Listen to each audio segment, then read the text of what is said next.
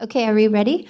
Okay, good afternoon, everyone. Welcome to the Madera County Groundwater Sustainability Agency for the Madera Chowchilla Delta Mendota Subbasins Committee Meeting. It's 1:32. We'll call this meeting to order, and we'll start with a flag salute.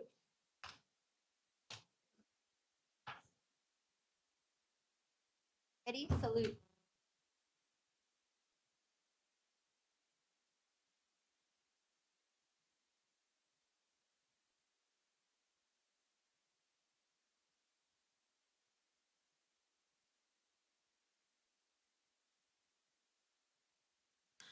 First item on the agenda is public comment. This is an opportunity for comment on items not on the agenda. This is also a place to suggest topics for future meetings. Comments can be 5 minutes or less. Do we have any public comment? Madam Chair, Regina Garza, your county counsel, and it's a bit unusual, but I just wanted to bring a request to two of your attention before we get into the rest of the agenda. At the next Board of Supervisors meeting, which is October 14th, next Tuesday, generally these items that are brought before this committee go on a timed portion of the Board of Supervisors, Board of Directors agenda. There are some obligations some of our supervisors have next Tuesday, and my suggestion would be that these get placed on the non-time portion of the Board of Directors agenda next Tuesday. And I just wanted to make that recommendation given time commitments from some of the directors, but then also anyone that's listening will know that these will come in the normal order of the agenda and not at a timed part of the agenda if that's the desire of the Board of the Directors. Thank you. Thank you. And we'll provide some direction here during Stephanie's report regarding that. Thank you. Good afternoon. Welcome, Noah. Push their button, please. There we go. Noah Lopez with the Madera Ag Water Association. Just wanted to use this initial public comment to highlight the letter that we sent. I see it's printed out there, so I'm sure you guys have had the chance to read it. But our letter had kind of two requests. One was regarding kind of the number of informational items that are on today's agenda. And Stephanie, before the meeting, informed me that the reason this agenda is so loaded is because there's probably likely to be some delay in future meetings due to the renovations here. But we just wanted to make sure that these informational items, kind of given the scope of and importance of the items, that they have a lot of time to kind of get disseminated to the growers and have a chance to think about it, talk about it, and then provide feedback at another GSA committee meeting, hopefully with these still as informational items before coming back to the committee as action items. And so that was the first request in the letter. And the second request was kind of an invitation. We're going to have a MAWA member meeting to talk about these items. Given that there's so many items, we're going to try to do that here on the 29th of October. And we would appreciate and love to have the committee members and staff at that meeting. And hopefully we'll get a lot of good feedback from the growers on these really important issues. But we appreciate the committee, and we look forward to discussing these over the next few months. Thank you. Thank you, Noah. Noah, can you send those meeting information over to our email? That'd be helpful for me. Definitely. Yeah, we only nailed down the date yesterday, so once we get a time and everything squared away, we'll send that out. Thank you. Thank you. Anyone else? Come on up.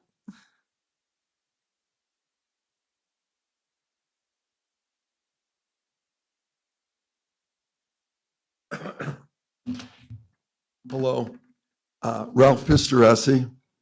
The other day I called my daughter. Natalie, how's it going? She's been a rough day, Dad. I said, really, why? She says, well, she said, Connor, 8 years old, decided he wanted to start a lemonade stand. Okay. So she says, okay. So she goes out and rushes and gets $50 worth of all the stuff you need to make a lemonade stand. And so they get this thing going. He has his little buddies hanging around there. And they put this lemonade stand in front of this one buddy's little house. And they go about doing what they're trying to do. You know, make some money, having a lemonade stand. Come to the end of the day, all the little kids that were hanging around, they said, well, we made a certain amount of money. We want to split it all up evenly, right? And they go, well, you know, they didn't put any money into the deal. They're just hanging around. They really didn't do a lot, all right? And one little kid, he said because it was in front of his mom's house, he wanted all the money, okay? So I thought this was pretty amusing. So I said, well, how did you handle this, Natalie? She says, I explained to Connor that sometimes, you know, when you do a deal, you need to know how the deal is supposed to turn out. You have to have a plan. And says, you also have to, before you do the thing, you have to pay the bank back. It didn't occur to any of these kids. So anyways, she sat him down, the 8-year-old, and she said, well, Connor, this is how it is sometimes. Sometimes it's not fair and it's this and that. And he says, and it's just not what you planned it to be because it just didn't turn out that way. Everybody wants something they're not deserving of. And he says, well, Mom, how come? He says, because Connor, this is communism, right? And so the little boy tells his mom, my grandson tells his mom, Mom, I don't like communism. I don't like communism. And I told my daughter, that's the best $50 you ever spent, right? So how does this apply to anything of us today?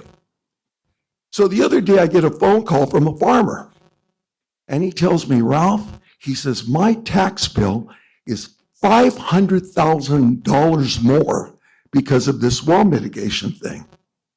I said, really? I said, that's a lot. I said, that's an ungodly amount, right? He said, we can't make it like this. I said, I know it's not fair. And I said, but just think what it would have been if they applied the $246 an acre. Over the last 3 years, my calculation is you owe $4,388,000. Can't stay in business, right? And I explained to him, this is communism. So it's the same thing on a grander scale when the people that risk and have to do all the risking are asked to give up all the benefit of their risk. So I think, you know, it's a lesson that I think the Board of Supervisors needs to take into consideration when they make any decision. The basis of their decision should be, first of all, is it right and is it fair? I think you have to weigh on that before you just, you know, approve anything. So that's all I got to say for this morning. Thank you. Do we have any other public comment? Do we have any public comment online? There's none online. Okay, thank you very much. I'll close public comment and move on to the first item. Item 4A is an action item, approval of the Madera County Groundwater Sustainability Agency Committee Meeting Minutes from September 2nd, 2025. Move to approve. We have a first and I'll second. Do we have any public comment on these items? Seeing none, I will call for the vote.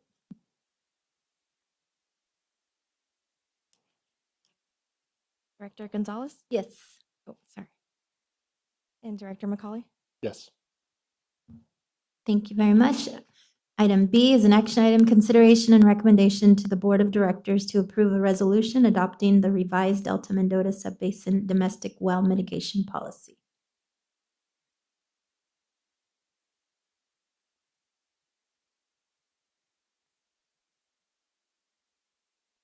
That's really far. Good afternoon, directors. My name is Justine Cabral, Water Resource Specialist. Before you today, we have the revised Delta Mendota Domestic Well Mitigation Policy ready to share.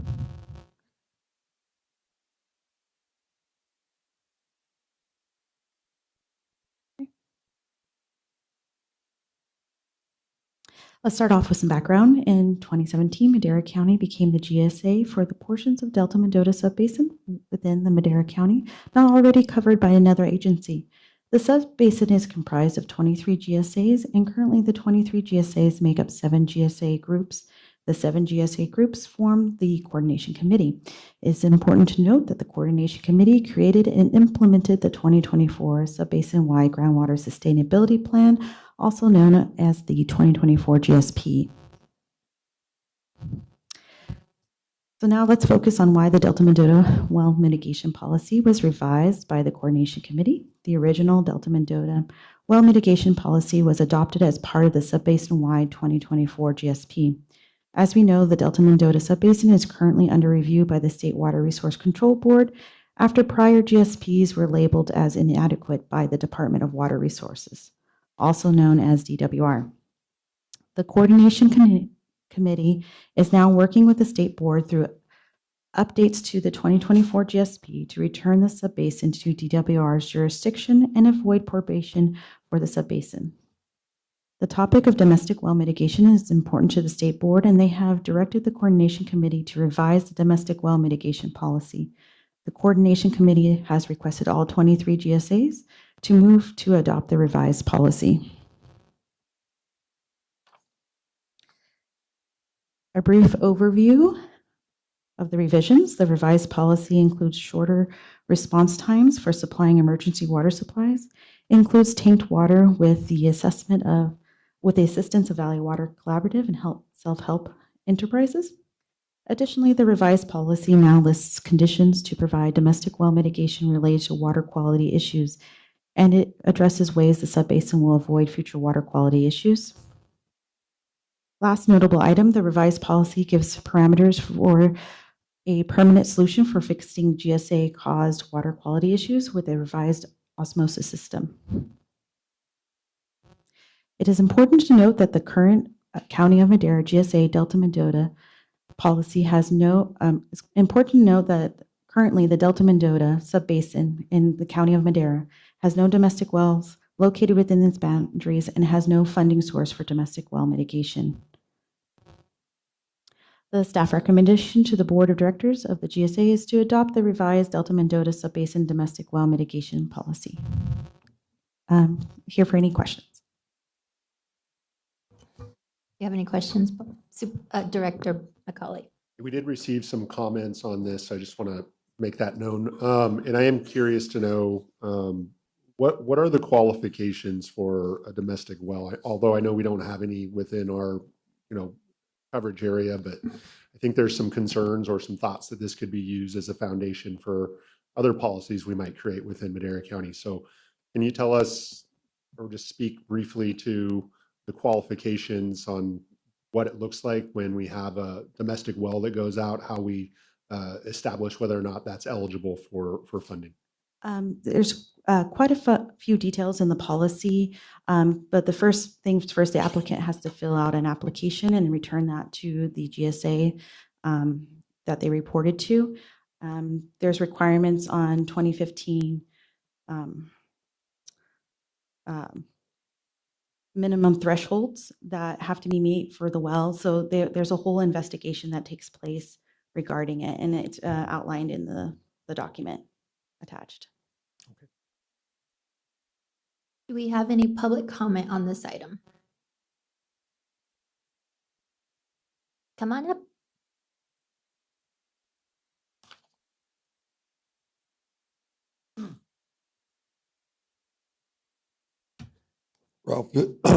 Ralph Mr. Essie. Excuse me. We have a house out there on the Delta Mendota on one of the ranches, and the water is like 15 feet under the ground. It's not like there's a condition of wells going dry out there. I was wondering if they have reported any wells that need to be re-drilled when the water's so shallow there. It would be interesting to find out. It's a completely different situation than you have on the eastern side and the northern side of the county. It's completely different. Water's almost a problem because it's too shallow to the ground. The other thing, I think that needs to be considered in some of this stuff is, the state says they want us to mitigate the domestic well situation. Mitigation does not mean that you just pay for everybody's well. It means you find a direction of solution toward it. And it leaves it up to us to figure out what that direction is and how quickly we do it and the procedure in which we do it. It's not just a matter of everybody's going to get a free well and we're just going to keep paying for it. And we're going to keep getting the guys in the white area just to keep writing out checks, because that day is going to end, because farming is tough enough as it is. So I think that the group that's doing this needs to come up with a sustainable plan that says, okay, we're going to collect so much money. Even this $59 an acre is going to be a tremendous amount of money. But we have to think about how we're going to do this thing and not say, well, we drew it up on a paper over there. Explain it. Okay, how's it going to work? Who's going to be in charge? Is there going to be a program that puts some people ahead of other people because they participate in paying for their well? They get higher priority. And then it should be a deal probably that's a low interest or no interest loan, so that it's paid back into the fund that keeps fixing other wells. Now, if somebody gets a well fixed, excuse me, on their property, okay, it's say $35,000, and then they sell that property, all right?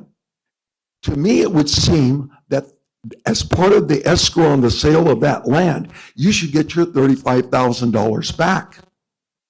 It should be a repayment and with some sort of an insurance to keep the whole program sustainable. Something to think about. Another thing to think about is maybe some of the people, or at least one of the people in the white area, ought to be put on the committee to lend some opinion and advice on how this thing should go down, since they're the ones that are putting up the money. Something to think about. Thanks. Thank you for your comments. Do we have any additional public comment? Might I make a quick comment? Please. The domestic well mitigation policy in this item has no funding source. It is for the Delta Mendota only. And in our research, there are no domestic wells within the county of Madera's GSA there. So we are adopting a policy, but as Ms. Cabral pointed out, there really aren't no wells there within our jurisdiction. Thank you. Thank you. Anything else? Okay. This is an action item, Move to approve. and I'll second. Call for the vote. Director McCauley? Yes. Director Gonzalez? Yes. Vote passes 2-0. Thank you. Item C is an action item, consideration and recommendation to the Board of Directors to approve a transfer of appropriations number 25-021 in the amount of $100,700, transferring funds from the appropriation for contingency account to the refunds and reimbursements account to authorize the payment to the Chowchilla Water District for allocation exceedance penalties collected in the Chowchilla Subbasin.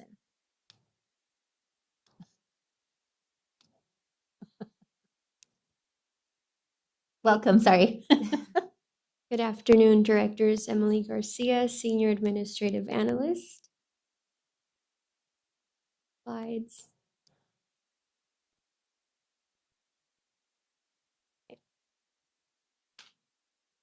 So before you today, I'll be reviewing the need and purpose for this transfer of appropriations, or TOA for short. Under Resolution 2022-143 and Madera County Contract Number 1265213, the Madera County GSAs were assigned to collect the allocation exceedance penalties in the Chowchilla Subbasin, and then that is to be transferred to the Chowchilla Water District, as they are they manage the domestic well mitigation program in the Chowchilla Subbasin. And these penalties are to go towards that domestic well mitigation in the Chowchilla Subbasin. Here's a overview of what was collected in 2024 for allocation penalties in the Chowchilla Subbasin. The county GSAs did bill 274,420 in penalties. Only 100,700 were collected in direct payments from growers. Therefore, that uncollected amount of $173,720 is to be collected over time on property tax bills. But for now, the $100,700 that was collected needs to be transferred over to Chowchilla Water District. And the chart below is just showing the difference between 2023 and 2024 penalties. Just a background on the process of the transfer and county accounting that needs to be done on the back end in order for this to occur. Our refunds and reimbursements account in the county GSA admin fee is the account used to transfer those penalties over to Chowchilla Water District. And currently those funds are sitting in the appropriation for contingency account. So this TOA allows for us to move those funds into the refund and reimbursement account to allow that payment to occur.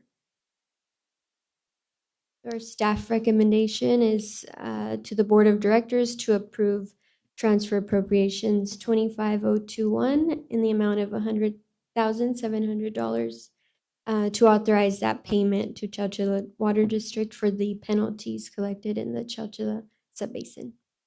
Thank you. Thank you. Emily, do you have any questions, Director McCauley? Yeah, thank you, Chair. Do we have any receivables from 2023, or did we collect everything that was, yes?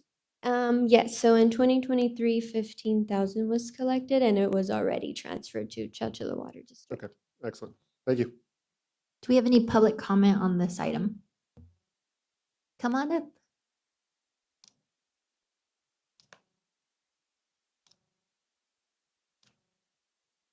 I have a question, maybe for legal counsel. Is it been determined that you can put a fee or a penalty on your tax bill? Has that been adjudicated in any court or anything that you know of? You can't answer?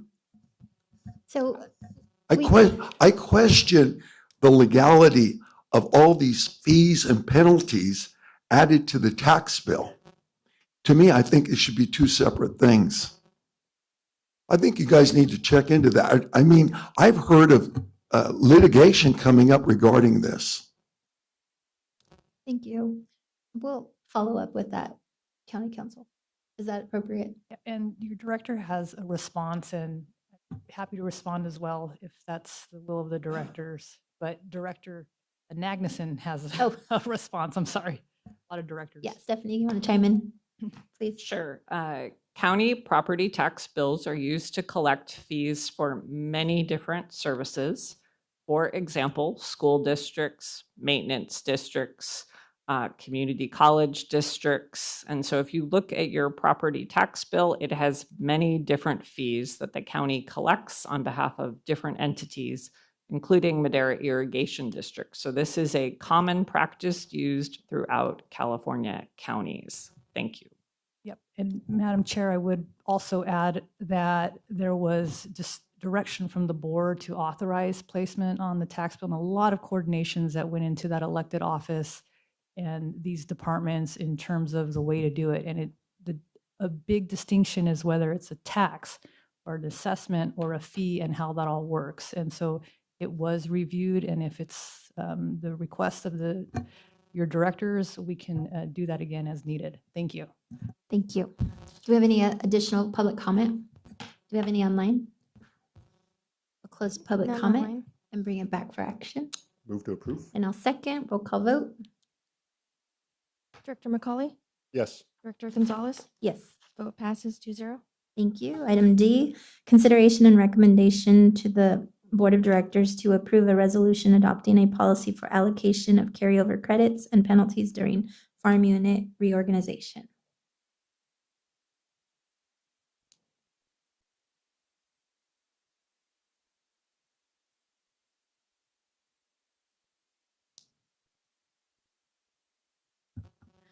Good afternoon. Letty Tapia, Water Resources Specialist. In this action item, we recommend to the directors to approve a resolution that adopts the farm unit annual changes policy. This policy applies when farm units reorganize.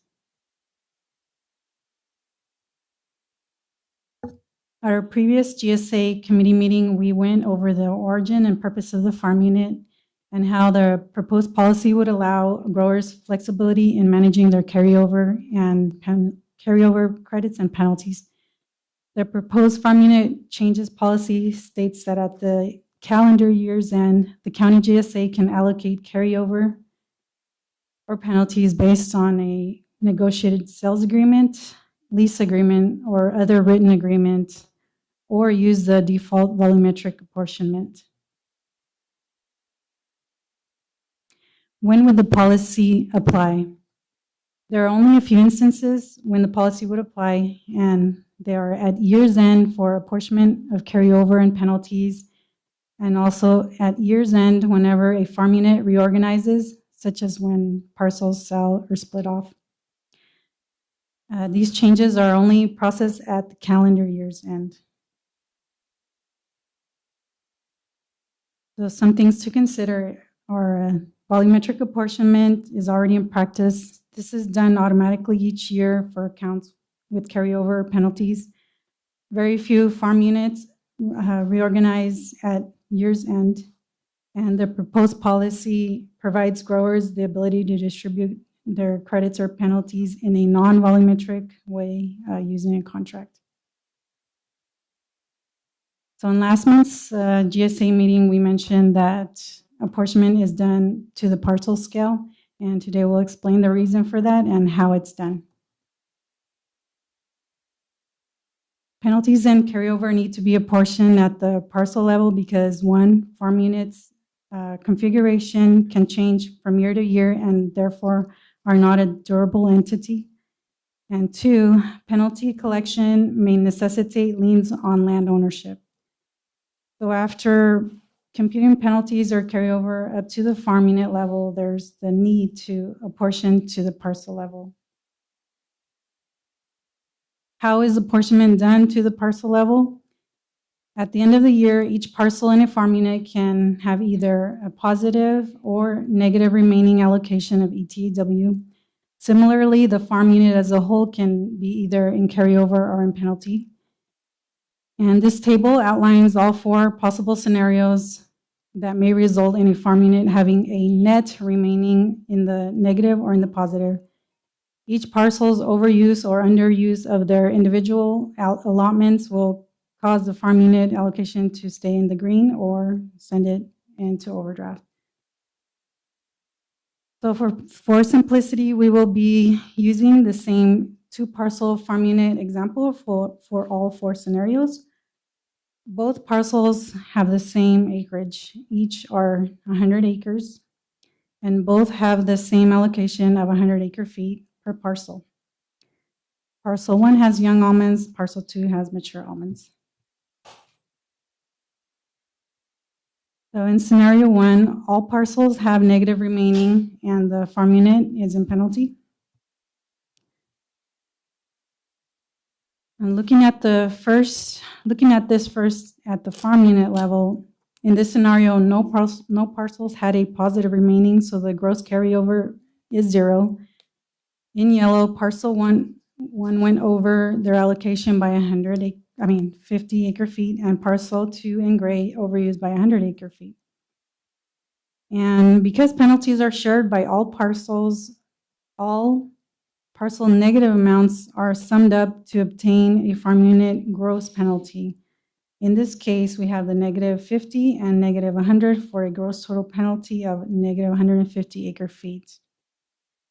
The next step is to calculate the net remaining, which equals the gross carryover plus gross penalty. We already said that the gross carryover in this case is 0 and the gross penalty is a negative 150. So the sum of them is the negative 150 acre feet for the farm unit being a penalty.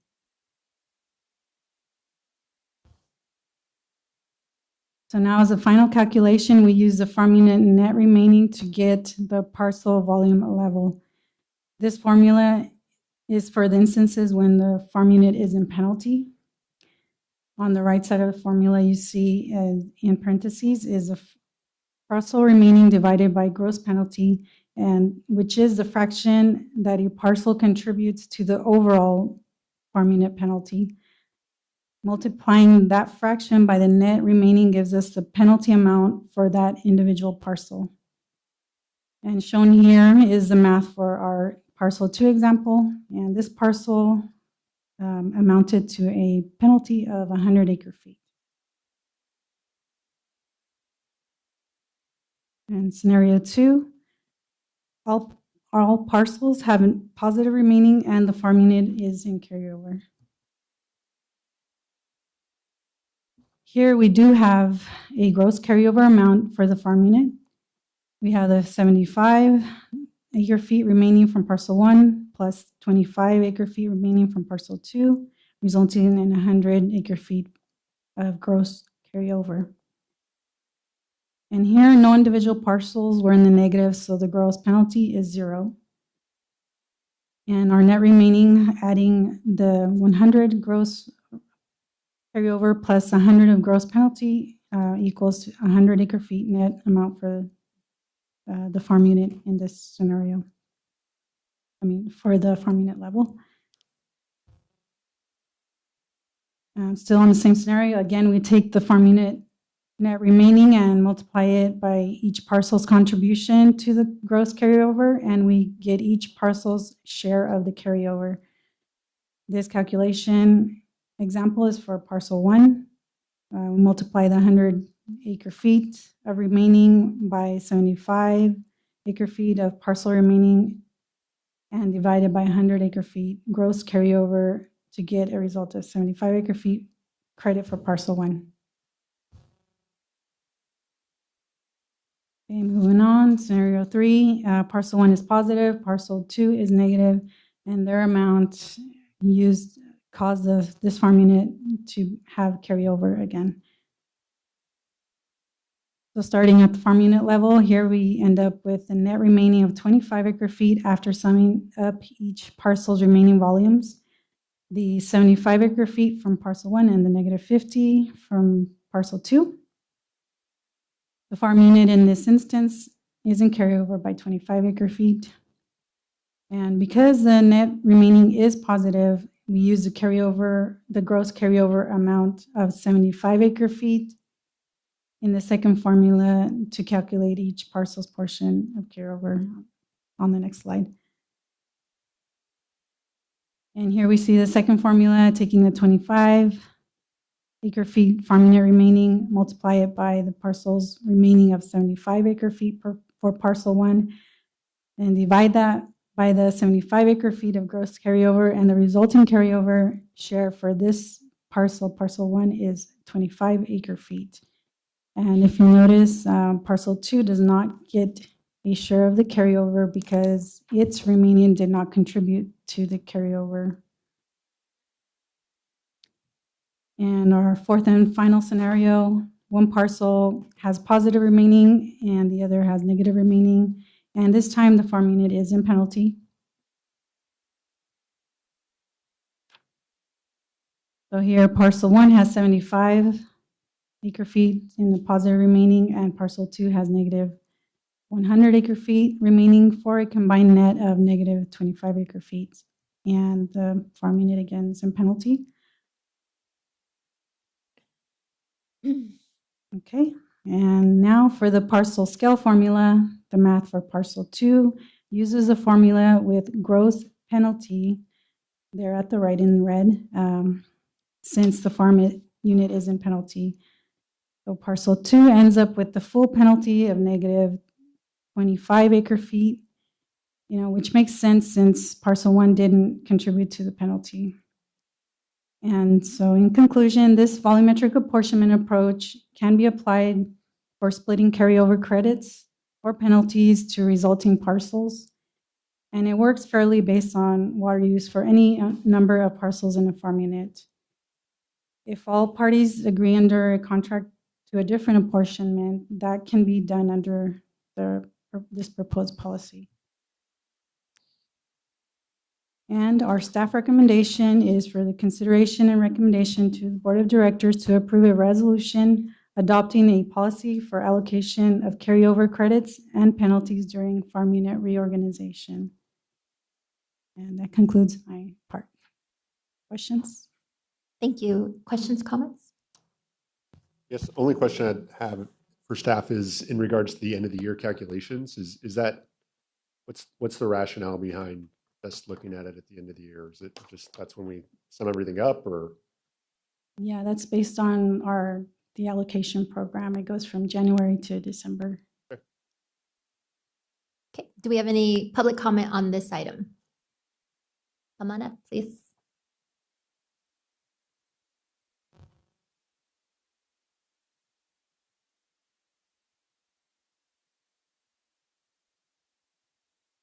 You can do it after. That's great. Larkin Harmon with Clayton Water District and a grower out on the west side. And I spoke about this last time we had a committee meeting, and I still adamantly disagree with changing the farm units being the primary allocation source to the parcels. I know it says repeatedly in the document that it gives farmers flexibility, but really in reality, it ties our hands quite a bit if you're a renter. So the way it's written out here, it says that penalties need to be apportioned at the parcel level, but the rules that have been set forth so far is at the farm unit level. It's at the farm unit level so we can manage our parcels and put water and farm the places and the pieces that make most sense to us. So when you ultimately tie it back to the parcel, it kind of disregards all those management decisions that you made. So in a real world example, not the 100 acres of mature and baby almonds, I have a real world example where we set aside a 100-acre parcel that we dryland farmed because it was a deep well that would have contributed to subsidence, damaged infrastructure, and ultimately that was the piece that should be left out because it causes the most problem. Now, if midstream we switch from the farm unit being the allocation, the primary allocation, back to the parcel, now that parcel that is a problem parcel is going to get rewarded all of the credits that I saved from that parcel. So I've got our whole farm and I'm trying to farm the sustainable portion of it, and I'm a renter. So there's multiple owners involved. And what you would be doing is rewarding the problem parcel with a sustainable parcel's allocation. So essentially we save the water on the problem parcel, put it on the sustainable parcel, and now you're going to be rewarding it back to the problem parcel. So I would argue that it doesn't need to be tied to the parcels. It can still carry on tied to the farm units. I realize that in order to collect money, if you're in a penalty situation, that you would need to assess on the tax bill. But farm units, more often than not, they're the business. So we have property tax bills. I get several property tax bills. So there's not a problem applying a penalty there, and there's liens that can go on your equipment and whatnot. And that honestly would hobble most farmers more than getting rid of a problem piece of land. So in the future, when people are going to start maybe not farming anymore, why wouldn't they maybe just let it get liened and throw it over to the county, because essentially it's worthless, you can't farm it anymore. Whereas like if you're taxing the business or penalizing the business, that's where the money is. I think, the point of having the farm unit and the reason that it was set up like this is so we can make management decisions. And I think that it should stay with the farm units. It says that, the farm units are not a durable entity because the pieces, it can change year to year, but that's just kind of the nature of farming. If you're taxing the business, it really doesn't matter what parcel it came from. The business is going to be the one that's paying for it. So obviously you can tell I'm opposed to this rule, but if you do decide to move forward and, essentially negate the farm units and apply it to the parcels, then I really implore you to make this just going forward from here and not retroactive. All of us have been farming and setting up our businesses on these rules. And so when you change them midstream and you go back retroactively, it takes away all the progress that we've made over the last however many years. And, those of us that have been acting in good faith and trying to do our part will completely get punished. And, it's unjust to make this retroactive. I guess that's all I have to say. Thank you. Thank you very much. I appreciate it. Hi, welcome. Good afternoon, supervisors. My name is Carson Stampin, farmer in the area. Just wanted to come up and speak in favor of this policy as someone who's part of the next generation who's envisioning themselves be farming past 2040 when Sigma is in full implementation. All I'm looking for is in the future a lot of flexibility and creativity, and this is something where this policy enables. Been back in the family business for 8 years. I'm used to already California as a state already kind of taking more tools out of the toolboxes and all that stuff. That's just the nature of how the state is. And I'm not naive in any fact knowing that, I can still farm probably 100% of my acreage with Sigma going forward. So just looking for more creative tools and flexibility. And this is something that enables that. With current commodity prices and interest rates, I know transactions haven't been picking up, but once interest rates do go down, commodity prices go back up, transactions will start happening, and people are going to start making some sort of creative deals, and they're going to be talking about water allocations because that's going to be an asset that's going to be attached to the land, and it's just going to be I wouldn't say an issue, but it's something that as a GSA that you will have to address, and I think this is a good starting point. Thank you. Thank you.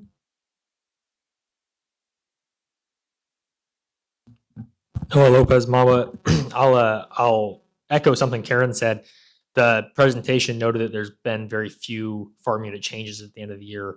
And while that may be true right now, that will likely change, not only for the reasons Karen pointed out, commodity prices, interest rates, but also as the allocation decreases, people are going to have to start getting creative with how the farm units are made up and what land they include in order to have an allocation, what land they actually farm, and what land they leave fallow. And I think you're going to see a lot of farm unit changes, probably even more often than just once a year, and we're going to have to figure out how to deal with that. Regarding the policy, we discussed at the last GSA committee meeting, and if I'm following the examples that were given correctly, I think this does add a lot of flexibility. And so MAWA generally supports the approach. It allows the growers to work out their own agreements for either the transfer of carryover or penalties amongst themselves, and the GSA will do their best to honor or to follow those agreements. And then it uses, or it really seems like it really just codifies or cements the approach that's already being used and that has been used since the farm units were established or since the allocation was established, which is just this apportionment of credit of carryover or penalties based on the parcel size or the parcel and the usage, the water usage of the parcel. And so we support the approach generally. I did want to point out at the last GSA committee meeting, we suggested two things in regards to this policy. The first was a worksheet or a form that the GSA would provide where growers, the two parties involved in the transaction, would stipulate or articulate how they wish for the carryover or their penalty to be apportioned between the two parties, as opposed to relying on reading the lease agreement or the sales agreement or whatever you have. We suggested the use of like a worksheet, and I think that was well received by the committee, and I didn't see anything like that attached in the agenda packet, so wanted to know, kind of follow up on that, what happened with that idea. Again, we think that would keep the county from being in this position of having to interpret sales agreements or lease agreements, which could be tricky. The second thing we suggested along those lines was just having in the resolution formalizing a requirement that when these transactions are made regarding penalties or carryover upon the change of a farm unit, that notification is sent out, mailed to both parties, and that way there's kind of no surprises. It's not something that is necessarily. Hopefully, no one would be surprised by something like that, but I just think it'd be good practice and would avoid confusion and cover the bases for the county and for the GSA. I also, since I have 2 minutes left, I'm going to take this opportunity to talk about something we've talked about for years now, which is the idea of passing all of these changes and these rules in resolution format. This is just another resolution that's going to get added to the stack of resolutions, which is incredibly thick. And when growers want to go see the rules, they have to dig through those resolutions. The county has put together the summary of rules booklet for a number of years now. It's helpful, but it's not the actual rule, right? It's like a summary that it's an interpretation. In fact, in some ways, it kind of adds another layer of complexity because it's not the actual language of the rule. That's found in the resolution, and sometimes that's even found in the attachments to the resolution. But it's a summary of the resolution rules, and it's just kind of it's an inefficient way of doing it. Other GSAs, other water districts, they use a rules packet where you have rules that can be amended and you could still use resolutions to amend those rules, but the actual language of the rule would be in this rules packet. And so we really think that that would be a better approach. And as we're talking about passing another resolution or taking the action to recommend passing another resolution, I just had to bring that up again. But regarding the actual policy, we're in support of it, and we would just make those two recommendations again about the worksheet and the notification to growers. So thank you. Thank you, Noah. Hi, come on up. Hello, good afternoon, Devin Avilas, Ag Rural Cooperative. Just to piggyback on Noah's comment about the worksheet. Westlands Water District has a water transfer form that could be a good basis for this. It's basically when growers transact and say, hey, I'm going to sell you my water, you sign a document that transfers the water from one county to another. So I think it's something as simple as that you might be able to find on their website. Thank you. Thank you. Do we have any additional public comment? Seeing none, I'll bring it back. Stephanie, you have any closing remarks? Sure. Just want to note that we did start working on a worksheet. We'll take a look at Westlands, and I do know Kitty. And this policy really formalizes existing practice, which is to track by APN, although allowing for things to be grouped in terms of allocations by farm unit. Thank you. Thank you, Director McCauley. Yeah, that was going to be kind of my question, which was, we're not actually changing anything retroactive, right? I mean, we're the volumetric approach is already in place for the apportionment. We're already doing it at the parcel level, not the farm unit level. Is that correct? We are already tracking volumetrically both carryover and penalties. There are two folks who you've heard from in public comment who have a pending transaction. One relates to a lease agreement, and we don't have that ability currently in what exists, the current policy. Thank you. Okay. With that, I'll entertain a motion. Move to approve. And I'll second. Roll call vote, please. Director McCauley? Yes. Director Gonzalez? Yes. Vote passes 2-0. Thank you very much. We are moving on to item E, informational item, David's engineering contract with Chowchilla Water District and for demand management and subsidence mitigation in the Chowchilla subbasin.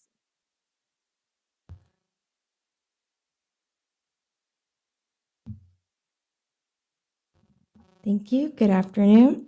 Tukta Pedesa, Water Resource Specialist.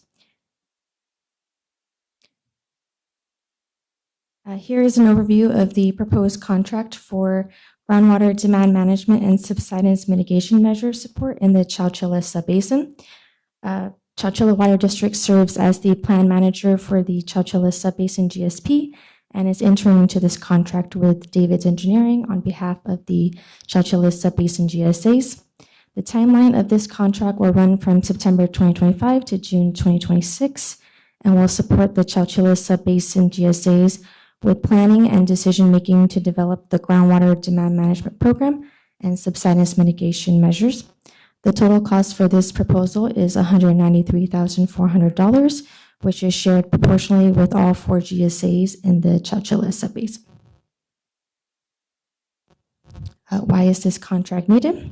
The State Water Resources Control Board indicated that all Chowchilla Subbasin GSAs must prepare demand management programs and subsidence mitigation measures with specific triggers as a backstop. An MOU for demand management and subsidence mitigation measures was submitted with the 2025 revised GSP to show the GSA's commitment to address these concerns. This contract with David's Engineering will support development to ensure it is ready for implementation in 2026, consistent with commitments made in the revised GSP, and will only be implemented if necessary. The scope of services within this contract is split into 3 tasks. Task 1 will support the development of the groundwater demand management program and subsidence mitigation measures, including development of a timeline for implementation for voluntary mandatory measures if certain conditions are triggered. The estimated total cost for Task 1 is not to exceed $138,000. Task 2 will include coordination meetings between the DE team and the GSAs to discuss any updates, raise technical considerations, as well as gather feedback on project development topics. The estimated total cost for Task 2 is not to exceed $20,000. Task 3 will support the GSAs in holding public workshop and GSA meetings. The estimated total cost for Task 3 is not to exceed $35,400.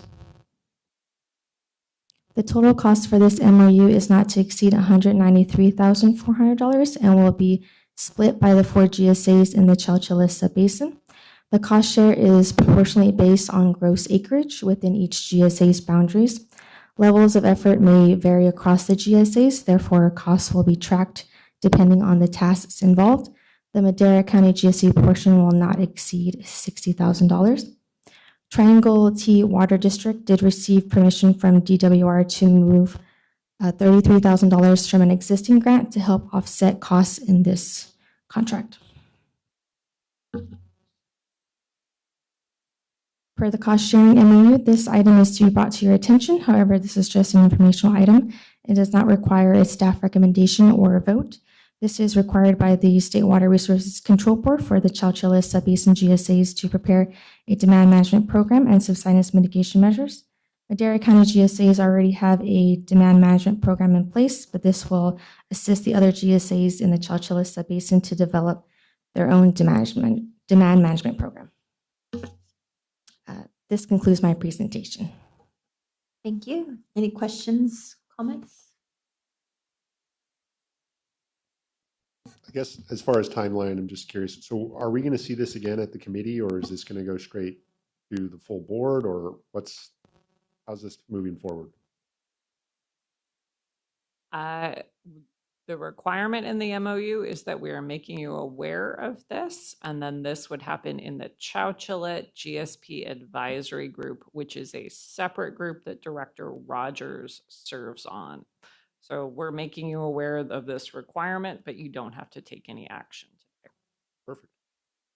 Thank you. Do we have any public comment on this item? Seeing none, I'll close public comment. Thank you for the presentation. We'll move on to item F, informational item, fiscal year 2024-2025 financial analysis update.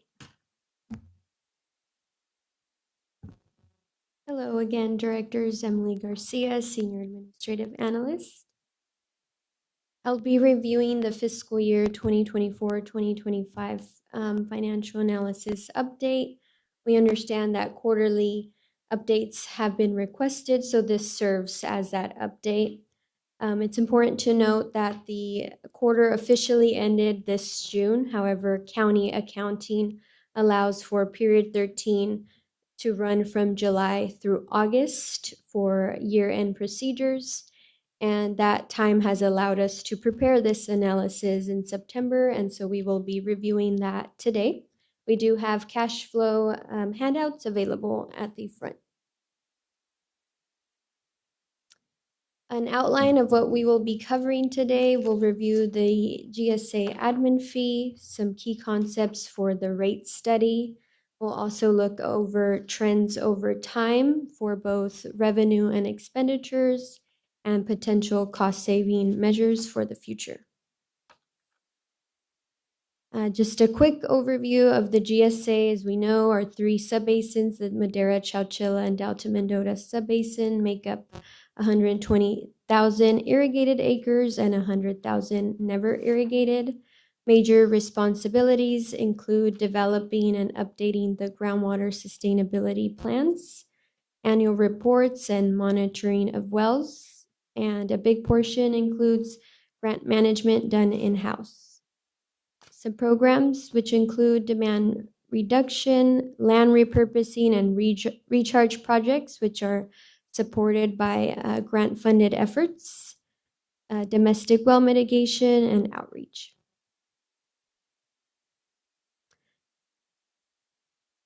With the county GSA fee, it is important to note that it is limited to only administration, planning, and regulatory compliance. This does not include projects.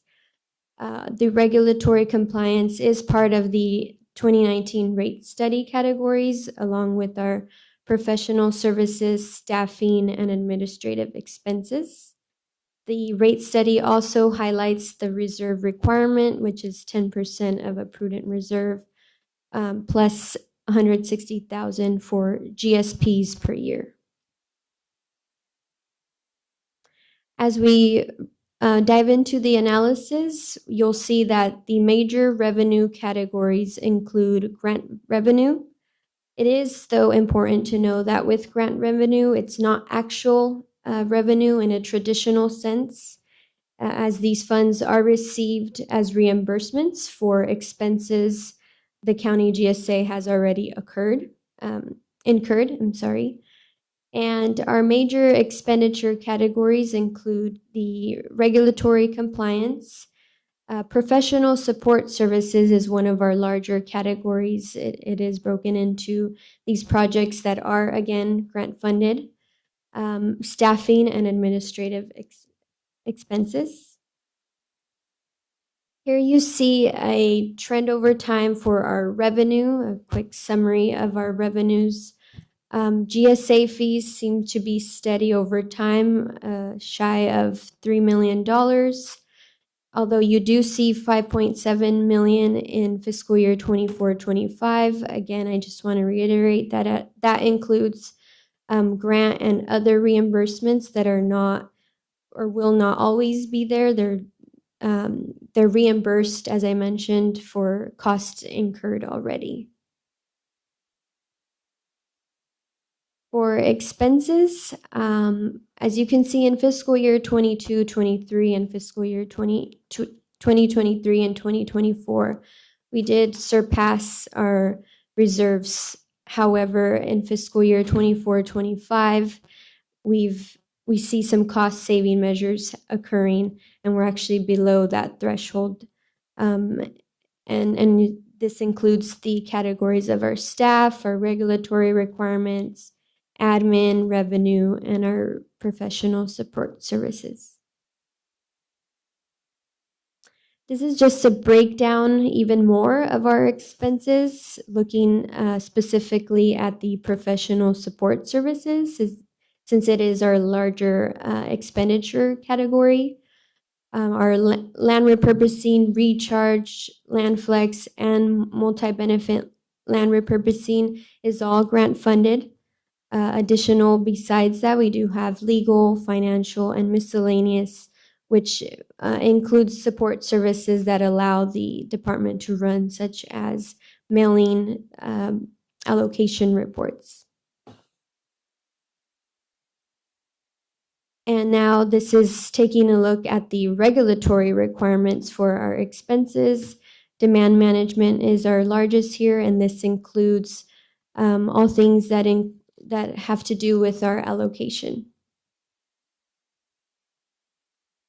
So some financial observations that we see. Once again, grants are not a sustainable long-term source of funding. It is limited.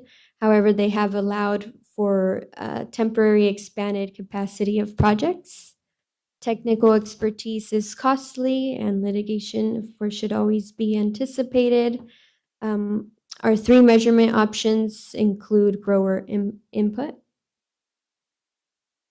And some cost-saving measures that we have done and will continue to do include things that we will continue doing in-house, such as field verification, our financial analysis that we'll continue to provide, translation and outreach, and a big portion of our grant administration, as well as legislative tracking. And for 2025, based on grower feedback, we did not continue with the verification project, so that allowed for a big cost saving there.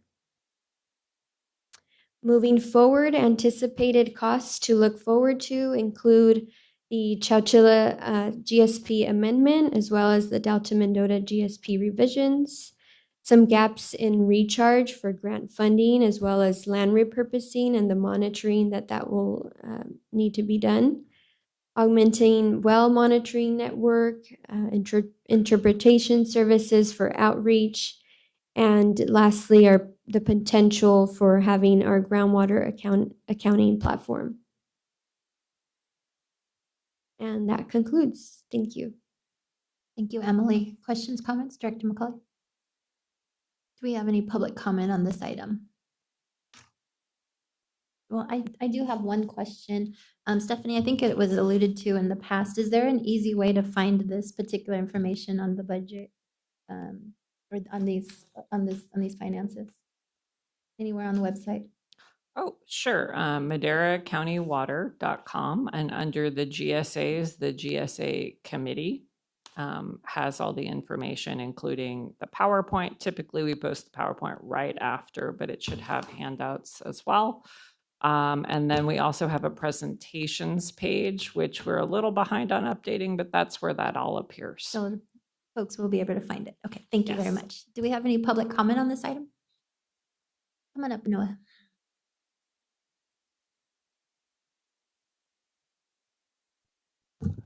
Just wanted to say we appreciate the update and really like the quarterly reports. Think it's super important for farmers and growers to know what's going on financially with the GSA as the ratepayers, as the ones contributing to it.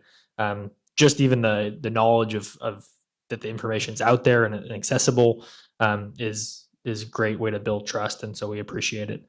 I also wanted to commend Stephanie and her staff and Jeannie, especially for clearly the rigorous grant getting that they've been doing, and we appreciate that as well.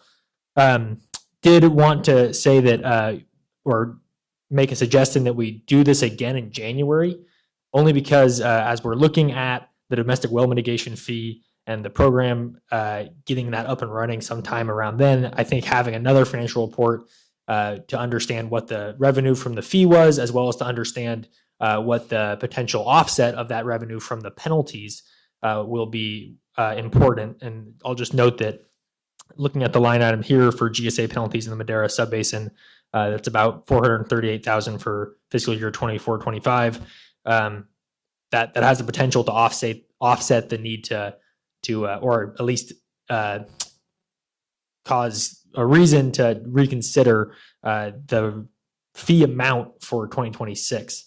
And so I think maybe doing this again in January would be helpful. I'm not sure if that's the timeline already, but also wanted to just note one other thing on the savings, the cost savings from kind of moving away from the verification program. That's great, and we had advocated for that, and hopefully those cost savings can now be applied to a groundwater accounting platform, and we think that trade-off is a great direction for the GSA to go, kind of moving away from verifying the ET data to being able to use the ET data very effectively. So appreciate that.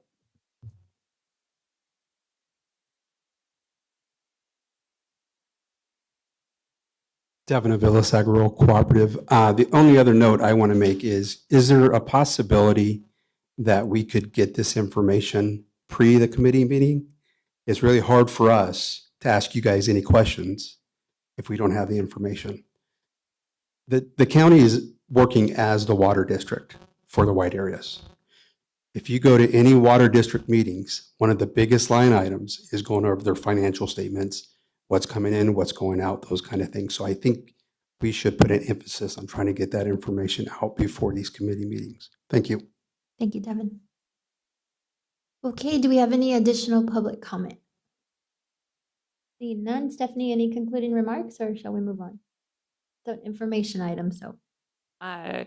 Just saying, if we, for the next quarter through December, in terms of collecting funds on tax bills, I know it, for those of us as taxpayers, it would seem like we would have the money in December, but it's really not processed through the tax collector's office until close to the end of January. So we would probably need to do a quarterly update in February that would include those last 3 months and potentially what was collected. So a little bit more of a delay than expected, but I wanted to lower your expectations. This is government, so. Kid, obviously. But I think the point there was that I think everybody, and I think the board has kind of emphasized this as well, that we want to do our best to keep penalties low, and we see, the fee low, and we see penalties as a means of doing that. And so I think that's the reconciliation that is really of interest. So perhaps it might be helpful at a later date to share with us how that reconciliation process is going to look, what that's going to look like. I think that would, put a lot of minds at ease, if I'm making sense, hopefully. I know I ramble, so. No. Yes, and we do get a spreadsheet from the tax collector treasurer's office that has all of that we can share out in summary form. Perfect. Thank you. Thank you. Next item is an informational item, domestic well mitigation in the Madera County subbasin.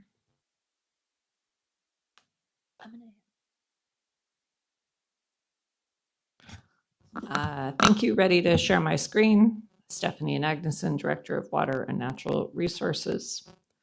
So domestic well mitigation in the Madera subbasin has a long timeline, but I'll give you some highlights. In January of 2020, we turned in a GSP as the joint GSP in Madera, covering 95% of the acreage, that outlined a program and looked at comparable programs. And really, domestic well mitigation was conceived of as a way to continue to let farmers farm and mitigate the dry domestic wells, which are a very high priority of the state and of the people who have them. So in March of 2023, it was also included in our GSP revisions, and we signed a memorandum of understanding, an MOU, that outlined what would be in the program and proportional cost sharing. And this is where the number 73% came from. The Madera County GSA and the Madera Subbasin, as a groundwater dependent agency, is contributing to overdraft both historical and present and future at 73% according to calculations. So costs were going to be shared 73%. In January of this year, we received a grant through SB 552. That's a requirement for counties for drought planning to use these funds to help with rural development in the domestic well mitigation program. So we have been working behind the scenes, and what you see in the packet is a bunch of the documents that have either been developed in that group or come to fruition as a result of that work. In August, however, a number of different GSAs decided that they wanted to cost share differently and just cover what was within their own geographic area, meaning within their own GSA boundaries.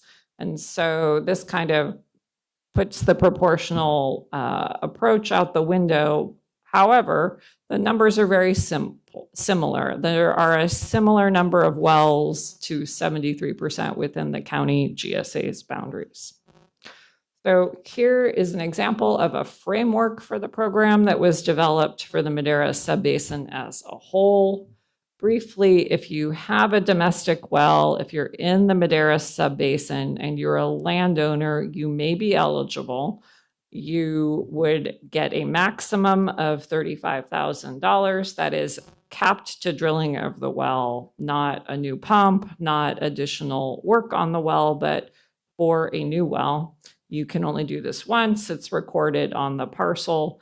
And currently, we envision that this will be done by geographic area and then summarized a couple of times a year, but certainly in the annual reports.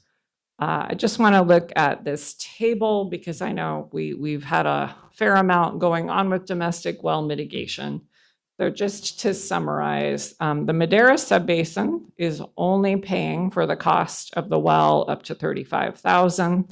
It's for domestic wells, but not small systems or ag wells, even shallow ag wells. It doesn't supply emergency water. It's not mitigating for water quality.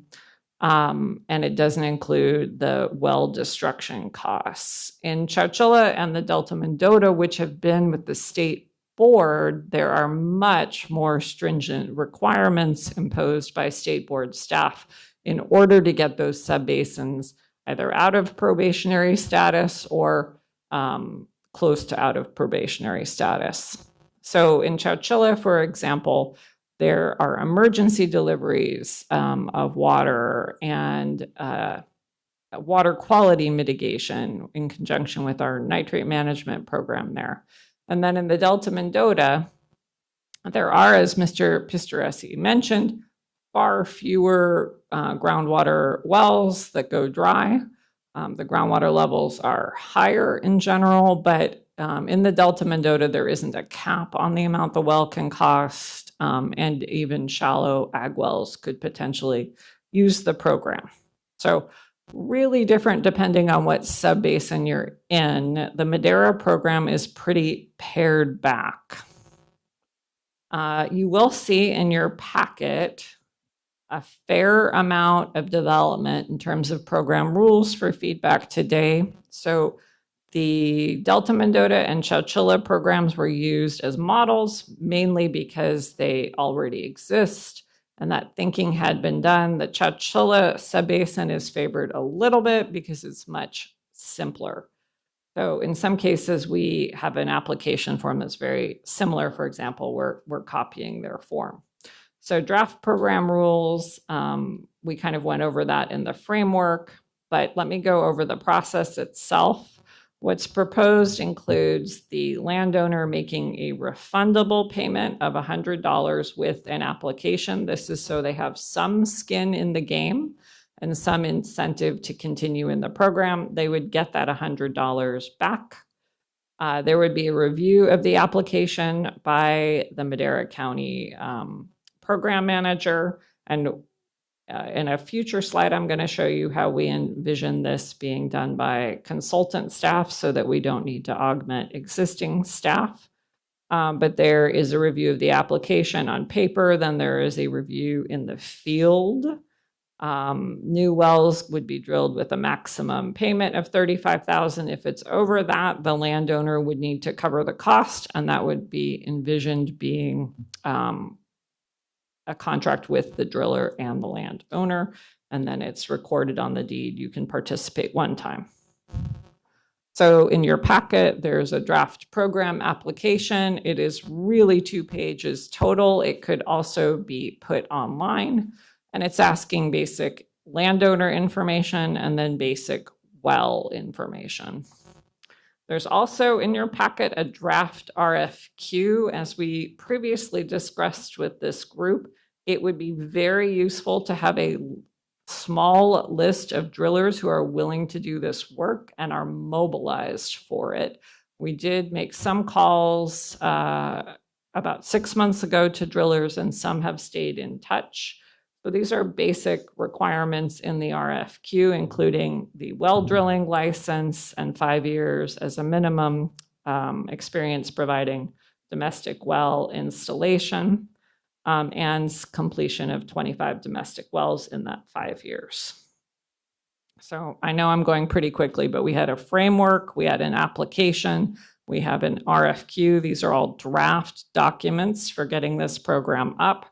There's also a draft proposal from David's Engineering for program management. The thought here is that the external program manager could potentially provide some cost savings. Other GSAs are also interested in using David's Engineering, and they were envisioned doing a sub-basin program, but now individual GSAs are considering hiring them. They would be the ones doing the review of completeness of the application, as well as the field inspection of the actual well and reporting to us. This is more task 2 includes the outreach component.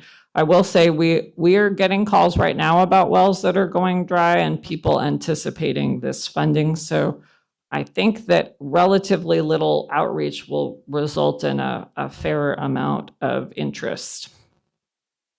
Task 3 is to create reporting, including mapping of where wells are going dry, so we can continue to track this as the state does now at My Dry Well. So this is a list of all the documents that were packaged up. The framework, which is the work with other GSAs, the program rules and application, the driller RFQ, and then the program manager scope. Happy to take your questions on these 5 elements of the Madera Subbasin Domestic Well Mitigation Program. Thank you, Stephanie. Director McCauley. Thank you, Chair. Yeah, just a couple questions, Stephanie, and they're kind of related to the letter we got earlier. I'm just curious, what would be grounds for denial on an application, and how are we determining if a well went dry due to overpumping? It's a good question. So a relatively simple checklist could be made, but we are not refunding or paying for wells if the pump goes out, for example, or if there is electrical work that goes bad. So those would be things we're not paying for. If you were to drill a domestic well in a place that is not overdrafted, it could last 50 to 100 years. So wells that are going dry, where the water level is sinking in the Madera Subbasin and Chowchilla because of groundwater overdraft. As you know, Madera Subbasin, 95% of the groundwater pumping is from ag. This is not blaming ag, it is just the facts that are in the annual report. Similarly, it is 97% of the pumping in the Chowchilla Subbasin. So while we would not be paying for lack of maintenance or a pump or electrical work, I think a pretty valid assumption is if the groundwater levels have dropped below the bottom of the well or the screen, it is because of collective agricultural overpumping. Okay. I'm going to throw kind of an extreme scenario out just to kind of, I guess, test this a little bit. So let's just say we had 10 years of drought. And obviously, groundwater is going to continue to deplete. There's going to be some factors from agriculture as well causing that depletion. But how does that impact our program? Because obviously, if we're not getting the inputs, the rain, the snow melt, and the runoff, and all that groundwater is going to deplete more quickly. So is that something that's been contemplated? How does that factor into this program? So good question. And to piggyback on what you're saying, not only would the lack of rain cause a problem, we know that during times of drought, much more groundwater is extracted, so you would get more wells going dry. So the program rate study itself requires a yearly check-in. I think that is the point where you have this discussion about number of wells going dry. Okay. Do we have any public comment on this item? Come on up.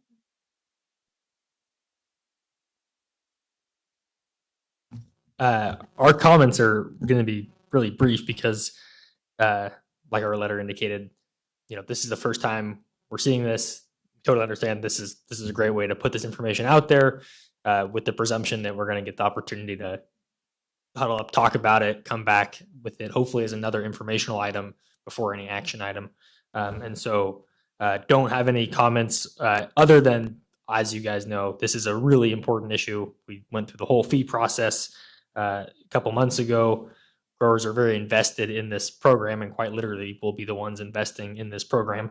And so just want to caution going slow, making sure that there's plenty of opportunity, not only to get feedback, but to really make sure growers know what this program is. I think that's a big part of this, is just making sure that people are informed, that people paying for it have a really clear understanding of what they're paying for, so that there's not any sort of misinformation out there.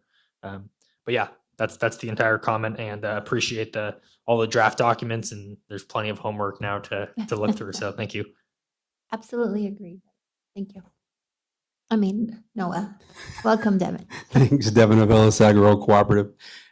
Just speaking in support of the domestic well program, like that we have all this information that we can now review. The only question I do have for Stephanie, and she can answer this at a later date, but with the GSP currently under review, is this something that's going to have to be taken care of in 2026, or do we have any indication on that? Thank you. Thank you, Devin. Any other public comment? Okay, thank you for the presentation. Next item is an informational item, measurement methods, distribution, and costs.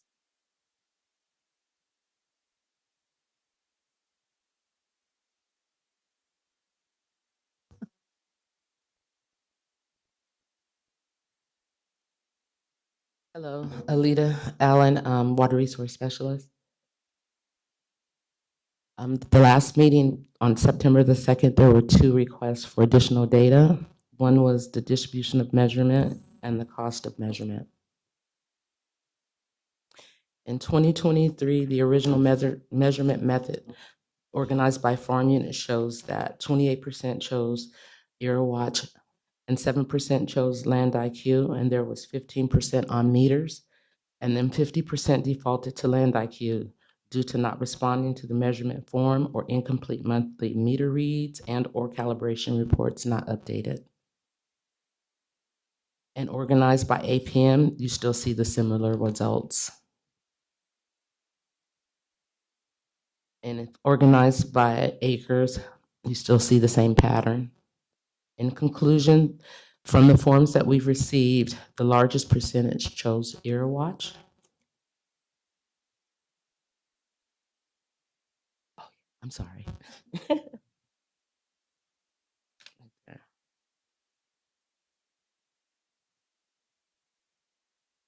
Organized by acres, you can still see the same pattern.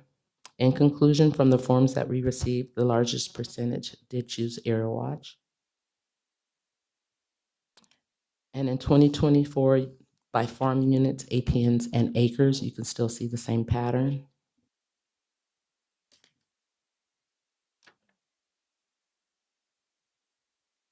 And in 2025, organized by farm units, we still see the same pattern, whether it's by farm unit, acres, or APN. Okay. APNs, same pattern. And acres, you see the same pattern. Looking over the past 3 years, the measurement method, regardless of whether it was analyzed by APM, acres, or farm units, EarWatch, now known as Hydrosat, was deliberately chosen by the greatest numbers. Growers can also change their measurement method annually.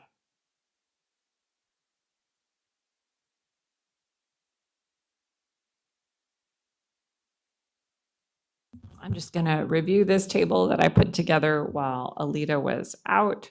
What we're trying to do here is quantify kind of hard and soft costs. And so what you see is that kind of Hydrosat, for example, in 2023 was $176,000, But there is a ton of additional work that we are doing with QA, QC on the consulting side to get Hydrosat up. Similarly, Land IQ has about $100,000 in costs. So this is the sort of thing where we have consultants checking numbers, providing quality assurance and quality control. As you know, we have not heard as many complaints about any of the satellite measurement. If I were to go back a couple of years, there were lots of complaints. So I think we have invested and dialed in our use of satellite measurement methods. Additionally, I wanted to highlight the meter method. We have consultant support for meters, and it is not a free method. We had to build a portal for uploading and work with growers, but we also have considerable staff support costs there.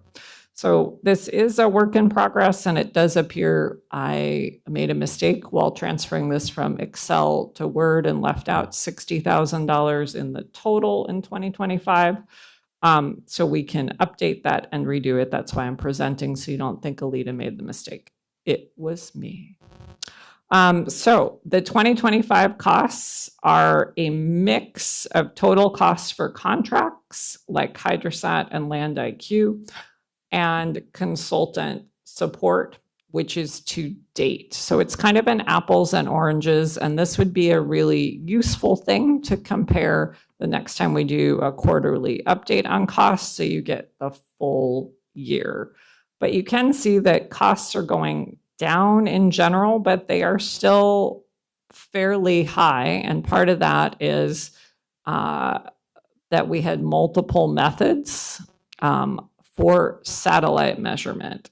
And you'll see in the next item a survey on that. That is an unusual feature. We are the only GSA with multiple satellite measurement methods. So that's kind of concludes my overview of the table, and happy to take any questions on this, either me or Alita. Do we have any public comment on this item? Come on up.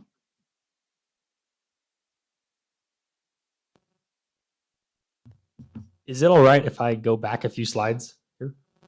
Yeah. Okay. Perfect. I'll stick with this one because it has the distribution by farm unit, APN, and acreage. But the numbers for 2025 look pretty similar. Can we put that slide up? Oh, yeah.